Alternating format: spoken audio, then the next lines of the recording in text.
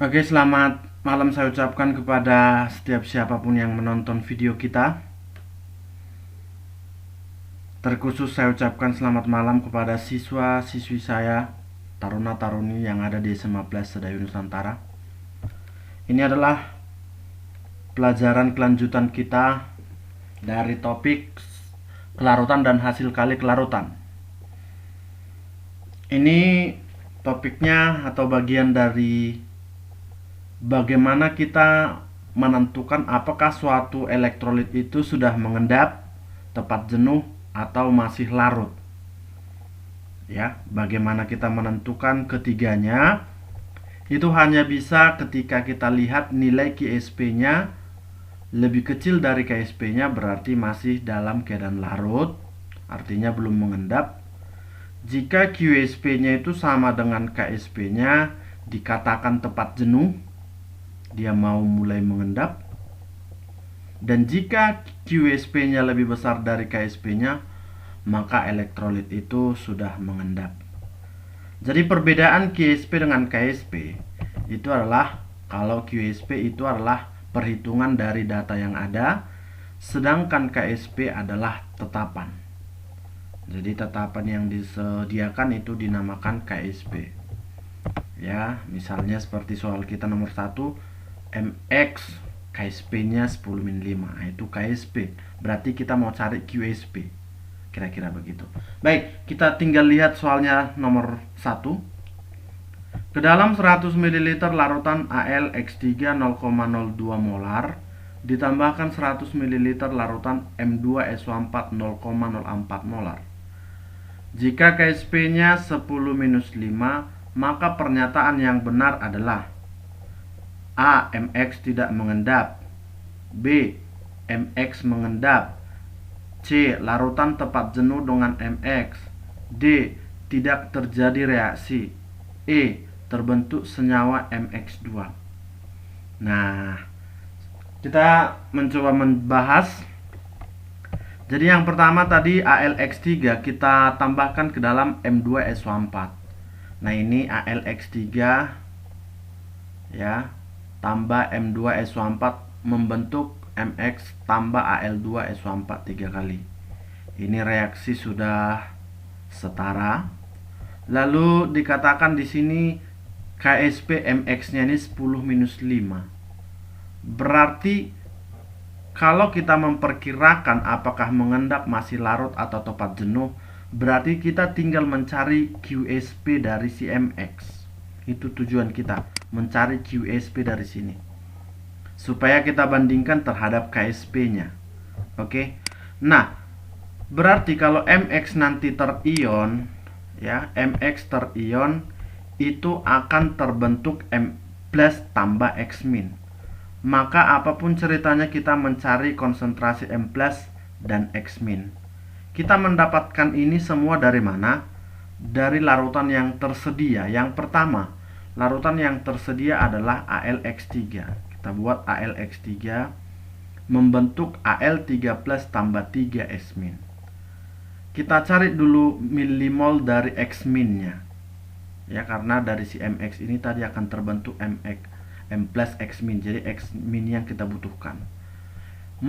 Milimol X min itu adalah 3/1 dari milimol AlX3. Dari sini 3/1 kali milimol itu kan berarti molar kali volume. Molarnya 0,02 kali 100, ya. Berarti kita dapatkan milimolnya 0,6. Itu X min sebelum dia dicampur dengan M2SO4. Nah, setelah bercampur, maka konsentrasi X min-nya adalah, berarti milimol tadi dibagi dengan volume total setelah bercampur. Volume total berarti 100 kita tambah dengan 100 dari M2SO4. Hasilnya adalah 0,6/200 atau 3 kali 10-3. Sudah dapat konsentrasinya sebesar 3 kali 10-3. Kemudian M itu nanti M plus itu kita dapatkan dari M2SO4. Maka M2SO4 terion jadi 2M plus tambah SO4 2-. Nah, milimol M plus ini berarti 2/1 dari milimol M2SO4. 2/1 kali molar kali volumenya. Ya. Di sini molarnya 0,004 kali 100 ya. Berarti 2/1 kali 0,4 atau 0,8 milimol. Nah, kemudian setelah bercampur juga, maka konsentrasi M plusnya milimolnya dibagi volume total. Dibagi 200, dapatlah 4 kali 10 minus 3. Nah, karena M plusnya sudah dapat dengan X min-nya, tinggal kita masukkan QSP-nya. MX itu tadi M plus tambah X min.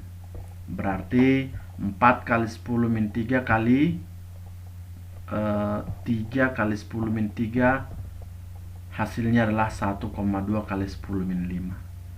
Nah, jadi kita lihat KSP-nya. KSP-nya adalah 10 minus 5. Sedangkan QSP-nya adalah 1,2 kali 10 minus 5. Berarti nilai QSP-nya lebih besar dari KSP-nya. Artinya si MX itu telah mengendap. Maka jawabannya adalah B. Kita perhatikan di B, pilihannya adalah MX telah mengendap. MX-nya mengendap ya. Nah, berikutnya untuk soal yang nomor 2. Suatu larutan mengandung garam-garam PbNO3 2 kali, MnNO3 2 kali, dan ZnNO3 2 kali, masing-masing dengan konsentrasi 0,01 molar. Pada larutan ini dilarutkan sejumlah NaOH padat hingga pH larutan menjadi 8. Berdasarkan data KSP berikut, PbOH2 2,8 kali 10 minus 16 KSP-nya, MnOH 2 kali 4,5 kali 10 min 14, ZnOH2 4,5 kali 10 min 17. Pertanyaannya adalah, manakah hidroksida yang mengendap? Ini hidroksidanya ada 3, PbOH2, MnOH2, ZnOH2. Nah, jadi kita harus cari satu persatu. Nah, kalau misalnya PbNO3 2 ditambah dengan NaOH, terbentuk PbOH2 tambah NaNO3. MnNO3 2 ditambah NaOH, terbentuk MnOH2 tambah 2 NaNO3. ZnNO3 2 kali tambah NaOH, terbentuk ZnOH2 tambah 2 NaNO3. Bentuk reaksinya sama. Jadi yang bulat, yang saya warnai merah, itu mau kita cari QSP-nya supaya kita tahu apakah hidroksida tersebut mengendap atau tidak. Jadi yang merah itu untuk kita cari QSP-nya. Nah, konsentrasi Pb2+ kita butuhkan dari Pb2+, Mn2+, Zn2+. Itu kita peroleh dari senyawa PbNO3 2 kali, MnNO3 2 kali, dan ZnNO3 2 kali. Dan OH- nanti untuk mendapatkan OH- dari senyawa ini kita peroleh dari nilai pH-nya yang 8. Satu persatu, berarti PbNO3 2 terbentuk Pb2+ tambah 2NO3-. MnNO3 2 kali terbentuk Mn2+ tambah 2NO3-, dan seterusnya. Bentuknya sama masih ya. Berarti karena konsentrasi PbNO3 2 kali, MnNO3 2 kali, dan ZnNO3 2 kali itu sama dengan 0,01 molar, berarti semua Pb2+, Mn2+, Zn2+, 10 min 2 molar. Kenapa? Karena koefisien dari senyawanya masing-masing itu sama dengan koefisien Pb2+, Mn2+, Zn2+. Kalau NaOH pH-nya 8, berarti pH-nya 6. OH-nya 10 minus 6. Berarti tinggal kita cari QSP-nya. Ayo, satu persatu kita lihat. PbOH2 membentuk Pb2+ tambah 2 OH-. KSP-nya 2,8 kali 10 min 16. Itu data yang di atas tadi ya. Lalu berarti QSP sama dengan konsentrasi Pb2+ kali konsentrasi OH- pangkat 2. Pb2+-nya 10 min 2, OH-nya 10 min 6 kuadrat. dapatlah 10-14.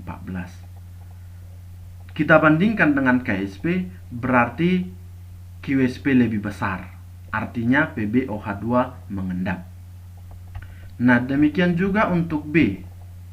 Persamaannya kan semua sama, terbentuk nanti QSP-nya 10-14. Kita bandingkan dengan 4,5 kali 10-14, berarti masih lebih besar KSP-nya. Karena KSP lebih besar, maka MnOH2 masih keadaan larut. Dan seperti itu juga untuk yang C, ZnOH2, ya, QSP-nya sama. Seperti itu. Maka 10-14 lebih besar dari 4,5 kali 10-17, berarti QSP lebih besar, sehingga ZnOH2 mengendap. Berarti yang mengendap ada dua, PbOH2 kali sama ZnOH2 kali. Jawabannya adalah E, ya. Ini yang mengendap, ZnOH2 kali dan PbOH2 kali. Nah, begitu. Ya, ini Bapak buat hanya 2 soal. Ini karena soalnya ini lumayan panjang-panjang. Semoga bermanfaat. Terima kasih. Sukses.